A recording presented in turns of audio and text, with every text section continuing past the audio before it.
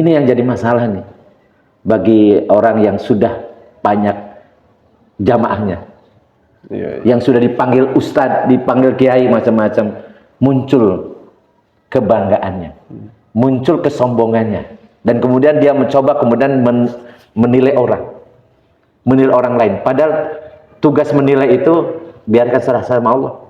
Tugas kita hanya menyampaikan. Kita tidak disuruh jadi mengawasi orang lain. Kita disuruhnya muhasabah pada diri kita. Sudah pantaskah kita menjadi pewaris Rasulullah?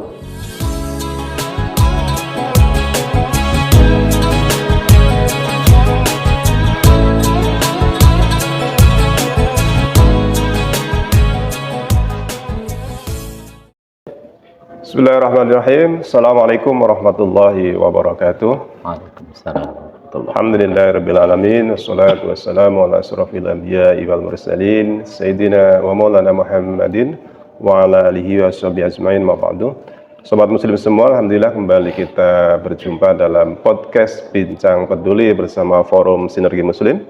Dan alhamdulillah kesempatan ini kita di penghujung ya bulan Rabiul Awal, bulan Maulid atau bulan kelahiran Nabi.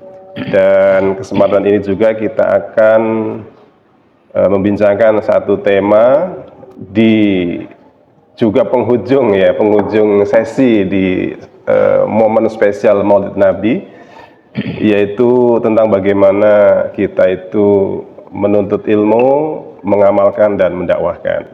Dan alhamdulillah di tengah kita sudah hadir guru kita semua.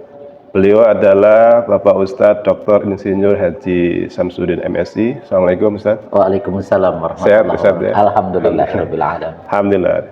Ya, beliau adalah peneliti utama di Badan Riset dan Inovasi Nasional atau BRIN ya. Dan kesempatan ini tentu tema yang kita bahas sangat penting ya, kaitannya dengan bagaimana kita sebagai muslim tentu harus menjadi prioritas ya, namanya menuntut ilmu, terutama ilmu agama. Nah Ustadz, ini kaitannya dengan ilmu agama Ustadz. Ini kan memang kita semua sudah tahu untuk belajar ilmu agama statusnya fardu ain ya Ustadz ya. Jadi setiap muslim itu diberikan kewajiban untuk menuntut ilmu. Nah ini barangkali sebelum kita lebih jauh membahas tentang bagaimana mengamalkan dan mendakwakan, kita ingin tahu dulu dari Ustadz kaitannya dengan ilmu menurut pandangan Islam seperti apa Ustaz? Ya, baik, sebelumnya saya mungkin ucapkan Assalamualaikum warahmatullahi wabarakatuh. Waalaikumsalam. Alhamdulillahilladzi anzala sakinatan fi qulubil mu'minin, asyhadu an la ilaha illallah wa asyhadu anna Muhammadan abduhu wa rasuluh. Allahumma shalli ala Muhammad wa ala alihi washabbihi ajmain. Rasulullah sallallahu alaihi wasallam 14 abad silam telah menyampaikan kepada umatnya, thalabul ilmi fardhatun ala kulli muslimin. Hadis sahih. Rasulullah mengatakan menuntut ilmu itu wajib, fardhatun bermakna wajib alaih. Jadi wajib atas setiap muslim. Ada yang membuat lafadznya ala kulli muslimin wa muslimatin. Ya sebenarnya kata ala kulli muslimin sudah masuk di dalamnya muslimin muslimat. Karena kata kullu artinya jamak ya. Dengan memahami ayat hadis Rasulullah ini bahwa kalau dikatakan kullu muslim thalabul ilmi fardhatun, kata fardhatun artinya wajib, ala kulli muslimin berarti fardhu ain. Jadi setiap muslim wajib menuntut ilmu. Hanya saja ilmu apa dulu? Jadi secara umumnya lafadznya adalah wajib, tapi nanti wajibnya ilmu apa? Oleh karena itulah maka kita harus karena ilmu itu banyak banget. Cabang itu luar biasa ilmu itu. Jadi ilmu itu nama umum dari setiap pengetahuan, baik yang melalui proses eksperimental seperti sains dan teknologi nanti, atau ilmu yang berdasarkan landasan atau wijhatun nadhar dan pandangan hidup tertentu atau akidah tertentu yang kita sebut dengan sakofah. Dan itu pun nanti harus kita membuat klasifikasi lagi karena tidak semua sakofah wajib ain. Demikian pula apalagi kalau ilmu sains dan teknologi, tentunya kita membahasnya tidak membahas ilmu yang mengikat masing-masing kita. Karena kalau walaupun ilmu pengetahuan dan teknologi itu hukum asalnya universal, tetapi bisa menjadi wajib ain bagi orang-orang yang punya spesialisasi di situ. Ya kalau seandainya walaupun itu fardu kifayah, tapi kalau tidak cukup itu juga bisa berubah jadi fardu ain. Oh gitu ya, ya. Ini yang menarik kan kaitannya dengan latar belakang pendidikan Ustadz. Kalau lihat titelnya kan doktor insinyur ya Ustadz ya. Tapi kemudian selama ini kita kenal juga giat dalam berdakwah menyebarkan agama Islam ya, artinya mengajarkan ilmu agama. Ini hubungannya gimana antara insinyur dengan ilmu agama? Iya. Jadi saya tahun 88 ke Bogor, dapat panggilan PMDK di IPB. Dan dari awal saya ingin jadi insinyur pertanian. Dan itu yang melatar belakangi saya ke Bogor sebenarnya. Pada saat itu karena saya pernah nyantri juga, jadi ketika saya bisalah baca Quran itu dengan baik, kemudian berhadapan dengan ada ustadz yang memang beliau masih belum fasih bahasa Indonesianya, dan selalu menyampaikan materi dalam bahasa Arab. Kemudian beliau juga menyodorkan kitab yang gundul, nggak ada sakalnya. Pada situ saya terperangah, ternyata tidak cukup hanya bisa baca Quran doang, tetapi saya harus memahami juga menangkap bahasa yang kata Rasulullah SAW, bahasa Arab ini yang sangat dicintai oleh Rasulullah. Kata Rasulullah, uhibbu Arabian di salah sisolin, aku mencintai bahasa Arab itu yang 3 hal. Li'ani Arabian, kan aku orang Arab. Li'an Al-Quran Arabian, kemudian Al-Quran ini juga bahasa Arab. Wa kalamu ahli jannah fil jannah Arabian, dan bahasa penghuni surga itu bahasa Arab. Nah, saya kemudian terperangah pada itu ya. Kalau demikian saya harus belajar bahasa Arab kan gitu. Dan mulai itulah kemudian saya termotivasi untuk mengkaji, mempelajari Sakofah. Tetapi tujuan ke Bogor karena saya ingin jadi insinyur, maka kemudian saya ngambil Hama dan Penyakit Tanaman. Jadi tahun 89 itu penjurusan, dan alhamdulillah tahun 92 saya jadi insinyur sesuai dengan cita-cita saya. Dan qadarullah juga ternyata saya dapat beasiswa kemudian untuk ngambil bioteknologi. Jadi S2 saya bioteknologi di IPB, dan terakhir jadi entomologis, jadi ahli serangga. Doktor saya, disertasi saya tentang serangga itu. Dan lebih spesifik lagi virus serangga. Jadi saya dikenal dengan dokter virus serangga, tapi maksudnya patologi serangga. Dan itu kemudian semangat begitu mempelajari bahasa Arab itu berlanjut. Jadi sebenarnya pemahaman saya bahwa tidak bisa kemudian saya memisahkan bahwa ini karena ini saya bidang umum, sementara satu sisi saya Muslim, saya generasi yang harus punya kewajiban yang sama dengan ulama yang karena dalam Islam itu tidak ada sekuleris, tidak ada memisahkan fasluin anil haya. Jadi kalau kita memisahkan ilmu agama dengan ilmu sains dan teknologi, ini celaka banget kita. Jadi saya tidak mau kemudian jadi insinyur atau dokter yang buta tentang agama saya sendiri gitu ya. Nah, maka kemudian sejalan dengan itu akhirnya berbarengan, ternyata memang ilmu itu bisa sejalan dan tidak perlu harus dipisah-pisah. Bahkan di permulaan saya ngaji, saya mendapatkan pencerahan dari satu kitab karya Syekh Taqiyuddin An-Nabhani rahimahullah, namanya kitab At-Tafkir. Dan saya mengkaji khusus berdua sama sahabat saya Siddiq Al-Jawi sampai tuntas, dan kemudian dari situlah saya orang-orang mengenalnya, katanya saya cerdas. Walaupun saya tidak menyadari itu. Karena sebenarnya saya mengamalkan pemahaman saya tentang kitab At-Tafkir itu.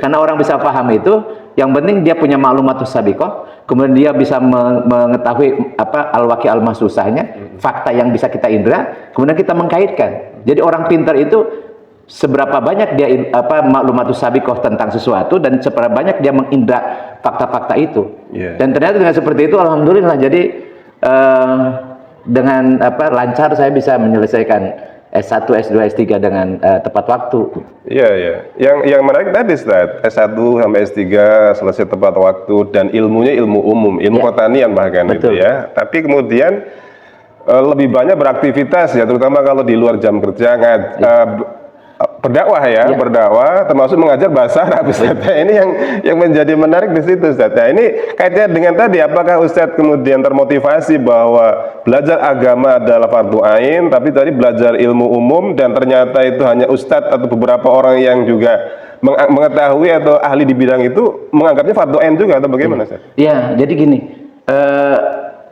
tadi intinya kan memang thalabul ilmi fardhatun. Kata fardhatun nggak bisa nawar.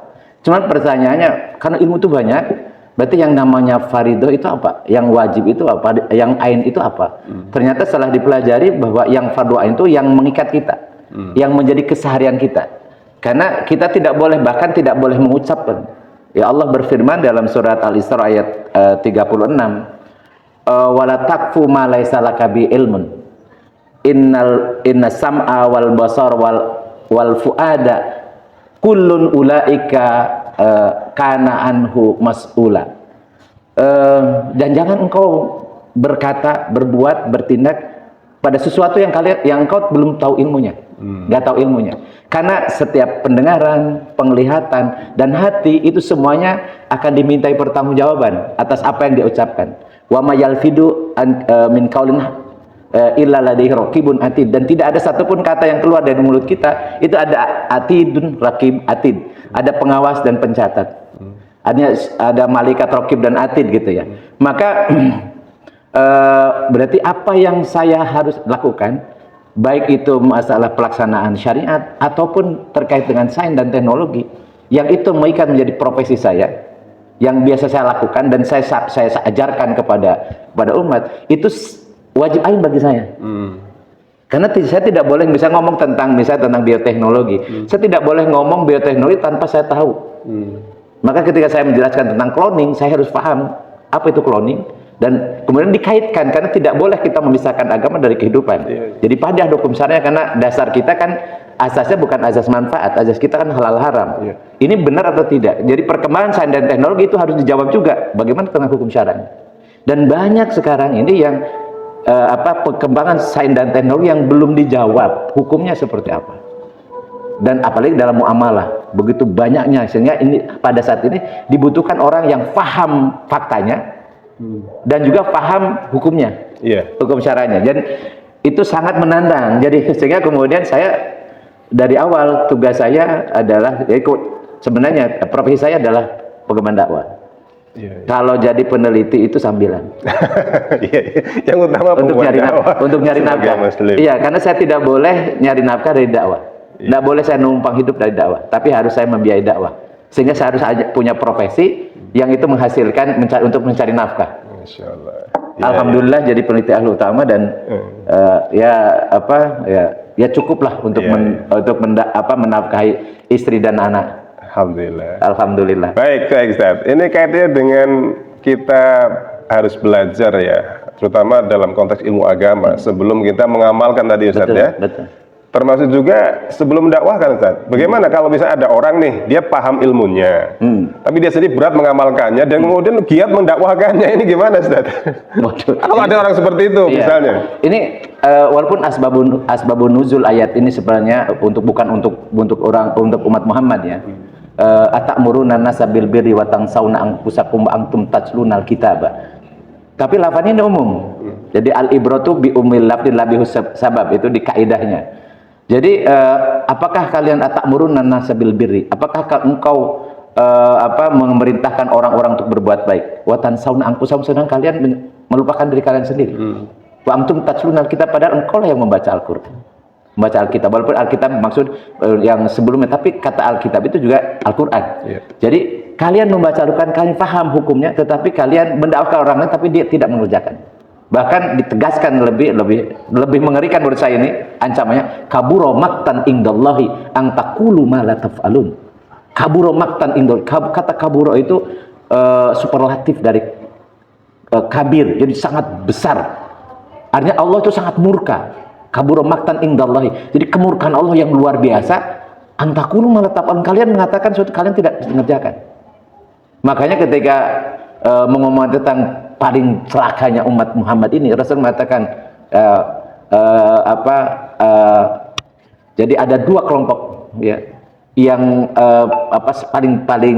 paling celaka, yaitu alimun fajirun. Jadi alimun fajirun orang yang pandai tapi dia fajir belak maksiat. Jadi maksiatnya dia tahu sebenarnya.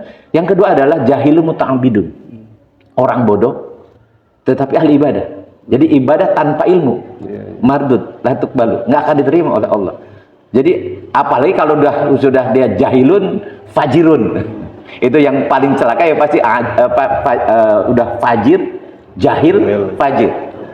Ini alimun pun kalau fajir itu celaka. Ahlaka ummati rajulani, kata Rasulullah. Yang paling mencelakakan bagi umat itu ada dua kelompok. Jadi alimun fajirun wa jahilun muta'abidun. Jadi kita ini dikasih pilihan oleh Rasulullah hanya satu, hanya satu. Yaitu alimun muta'abidun. Alimun artinya dia punya ilmu, muta'abidun artinya ilmunya dipakai, diamalkan. Bahkan kalau orang motivasi belajar pun bukan karena lillahi ta'ala dan untuk diamalkan, itu juga ancamannya sangat mengerikan.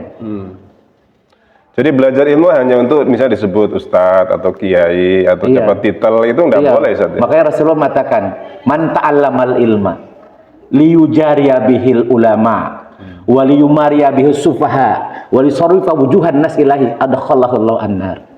Ngeri sekali. Barang siapa menuntut ilmu tujuannya untuk bersaing dengan ulama, pintar-pintaran, hebat-hebatan, pan biasa, oh nanti sama guru saya, wah gitu, jadi guru, jadi hebat tuh. Wa yumariya bi sufaha, dan untuk ria di hadapan orang-orang bodoh, mentang-mentang punya ilmu, jadi padahal ilmu biasa-biasa saja, tapi dia pamerkan gitu. Nih saya bisa ngikrab misalnya. Tahu nggak ini mubtadaun marfuun alamatur rafihi dhammatun dhaif. Padahal orang-orang nggak ngerti juga ini jadi tentang apa. Jadi dia ingin riya di hadapan orang-orang bodoh. Wa yusarrifa wujuhan nis ilahi, dan untuk mencari perhatian orang-orang kepada dirinya. Adkhallahu Allahu an-nar. Bahkan Rasulullah menggunakan fi'il madi. Fi'il madi itu sebenarnya kepada sesuatu yang akan terjadi. Padahal itu pakai past tense gitu ya. Itu menunjukkan pasti Allah akan memasukkan dia ke neraka. Adkhallahu an-nar. Na'udzubillah min dzalik. Makanya dari itu ya, ketika kita mau menuntut ilmu, benahi dulu niatnya. Harus lillahi ta'ala. Iya, dari niat, Ustaz ya. Kalau kaitannya dengan Nabi, Ustaz, ketika dulu Nabi mengajari para sahabat ya, agar mereka juga rajin menuntut ilmu, itu apa barangkali yang beliau contohkan pada kita, sehingga kita juga ikut termotivasi jauh lebih kuat niatnya untuk menuntut ilmu dan kemudian nanti mengamalkan dan mendakwakan, Ustaz. Pertama, yang ilmu yang paling utama, dan itu sumber dari segala sumber ilmu, dan mengakibatkan orang yang belajarnya itu menjadi orang yang teristimewa, orang yang mulia. Ya. Rasul mengatakan khairukum man ta'allamal Qur'ana wa 'allamahu. Sebaik-baik kalian adalah yang belajar Al-Qur'an dan mengajarkan kembali. Kenapa yang sebaik-baik belajar Al-Qur'an? Karena sumber dari segala sumber ilmu adalah Al-Qur'an. Dan orang sekarang tuh aneh. Mereka katanya mencintai Allah, tapi kalamnya nggak pernah dibaca atau tidak suka membaca. Padahal kalau dia betul-betul cinta, jangankan kepada Allah. Dulu ya, waktu kata masih awal-awal sebelum menikah istri kita, begitu dulu kan zamannya surat-suratan, bukan sekarang kan chatting ya. Ataupun chattingan juga sekarang, begitu chattingan dari sang kekasih pengen dibaca terus kan. Ya, bentuk cinta kan? Ini aneh, katanya mencintai Allah, tapi firmannya nggak dibaca. Mestinya sangat rindu, karena dia yang dicintai, dia akan cenderung isi kata-katanya atau tulisannya itu ingin selalu dibaca dan ingat. Bahkan kalau dulu saya membaca surat calon istri saya dulu itu sampai titik komanya saya hafal betul. Kenapa? Karena dari yang dicintai kan. Nah ini mestinya kepada Allah jauh lebih dari itu. Oleh karena itu saya melihat ini banyak orang gombal, cintanya sama Allah dan Rasulnya gombal. Nggak ada buktinya ya? Buktinya nggak ada bukti. Firmannya juga nggak suka dibaca. Minta Rasulullah mestinya kan apa yang disampaikan oleh Rasul, hadis-hadisnya dibaca, dan tidak hanya sekedar dibaca. Mestinya kan ditindaklanjuti. Bukan hanya juga ditindaklanjuti oleh kita diamalkan, tetapi kita sampaikan, kita dakwahkan. Iya. Harus banyak istighfar kita ya, Ustaz. Karena banyak melanggar nih dari komitmen cinta kita pada Allah ya dan Rasulnya. Kemudian begini, Ustaz, Nabi itu kan menghadapi masyarakat terutama di Mekah ya, Arab jahiliyah, orang-orang kafir Quraisy yang mereka banyak masih musyrik waktu itu ya. Nah itu bagaimana beliau itu mendakwahkan Islam yang tentu juga asing saat itu dia di depan orang-orang kafir Quraisy ya. Sehingga kemudian dakwah ini bisa diterima oleh mereka, walaupun tentu juga ternyata tidak sekaligus menerima ya, awalnya penolakan ya. Tapi kemudian bisa berhasil berikutnya setelah beliau hijrah Madinah kembali ke Mekah, dan Mekah kembali ditaklukkan dalam kekuasaan Islam. Dari sisi metode bagaimana Ustaz dakwah yang beliau lakukan kaitannya dengan ilmu juga yang tadi diajarkan kepada para sahabat, Ustaz? Ya. Pertama, ketika Rasulullah Shallallahu Alaihi Wasallam diutus oleh Allah, beliau tahu persis tugasnya, dan beliau hanya menyampaikan saja. Beliau tidak akan mampu memberikan hidayah. Maka dari itu ketika Rasulullah sedih ketika pamannya beliau meninggal dalam keadaan tidak beriman, maka kemudian Allah tegur, innaka latahdi man ahbabta walakin Allah yahdi may yasha. Sesungguhnya engkau tidak akan bisa memberikan hidayah kepada orang yang kau cintai, tapi Allah lah yang memberikan hidayah kepada orang siapapun yang Allah kehendaki. Ini kemudian menegaskan kepada kita bahwa dakwah itu jadi kewajiban, sedangkan hasilnya siapa yang kemudian dapat hidayah itu urusan Allah. Dan itu dilakukan oleh Rasulullah SAW. Dari Rasulullah SAW itu tidak pernah milih-milih siapa objek dakwahnya. Bukan hanya para pembesar, para tokoh, tetapi semua kalangan. Bahkan kemudian ketika Rasulullah SAW memilih lebih mengutamakan pembesar Quraisy, kemudian ditegur oleh Allah ketika ada Abdullah bin Ummi Maktum yang buta itu masuk ke beliau, dan karena beliau tidak melihat Rasulullah sedang berhadapan dengan tamu, kemudian beliau bermuka masam saja. Jadi Rasulullah tidak berdosa tentunya, tapi ini salah memilih. Harusnya tetap orang yang sudah beriman itulah yang diperhatikan, bukan pembesar yang belum masuk Islam. Jadi kemudian turun ayat abasa wa tawalla. Ini menegaskan bahwa sebenarnya dalam Islam itu tidak boleh kita memilih-milih objek dakwah. Ya. Dan kalau Rasulullah dulu memang ada fase-fase yang memang beliau dalam tugasnya itu memang bertahap. Ketika di Makkiyah beda dengan yang Madaniyah. Ayat-ayat Makkiyah dengan Madaniyah itu berbeda. Karena Rasul pada saat itu beliaulah yang memang menjalankan pertama. Tapi bagi kita sekarang kan nggak ada periodisasi. Kita berdakwah sekarang ini tidak ada istilah periode Makkah, periode Madinah. Karena sudah sempurna. Al-yauma akmaltu lakum dinakum wa atmamtu alaikum nikmati wa raditu lakum Islam Madinah. Ini ayat hukum yang menegaskan bahwa pada hari ini sudah sempurna. Jadi ketika Rasulullah sudah pulang dari haji wada, sudah selesai. Sudah kafah. Dan tinggal kita menyampaikannya. Cuma pertanyaannya, bagaimanapun kita menyampaikan risalah ini, kita menjadi pewaris Nabi Muhammad SAW, menyampaikan risalah ini, tugas beliau, kita lanjutkan ya sebagai mengemban dakwah itu. Kalau kita tidak tahu apa yang dia dakwakan, nah kalau tidak tahu yang dakwakan, berarti kan dia harus tahu dulu, dan harus tahu itu artinya kita belajar, menuntut ilmu. Makanya aneh kalau orang ceramah di mana-mana, tapi dia hanya copy paste, dia juga nggak menjiwai apa yang disampaikan. Dan sekarang itu banyak, dan itu disinyalir oleh Rasulullah. Nanti ada pada masa banyak khotibnya, tapi sedikit yang alimnya. Sementara dulu itu banyak alimnya, tetapi sedikit yang khotobahnya. Maka pada saat itu dulu jadi khotib itu lebih utama daripada jadi alim. Pada masa itu, ketika Islam berjaya, ketika hampir semua orang itu berilmu. Tetapi nanti ada zaman di mana banyak khotobahnya, tapi sedikit ulamanya. Dan pada situ ilmu lebih bermanfaat, lebih baik daripada khotbahnya, daripada yang menyampaikannya. Dan kayaknya sekarang, kalau kita lihat tuh, ada orang yang kemudian viral, tapi isinya kebencian.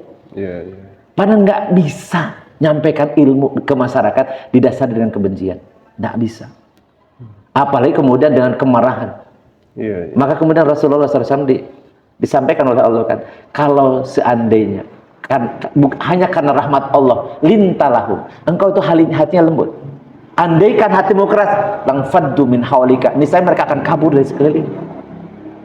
Jadi ini panduan bagi kita bagaimana Rasulullah SAW berdakwah itu, karena tugas beliau adalah nyampaikan. Dan terus nyampaikan, yang harus jaga adalah pertama, benar nggak disampaikan. Yang kedua, motivasinya lillahi ta'ala atau tidak.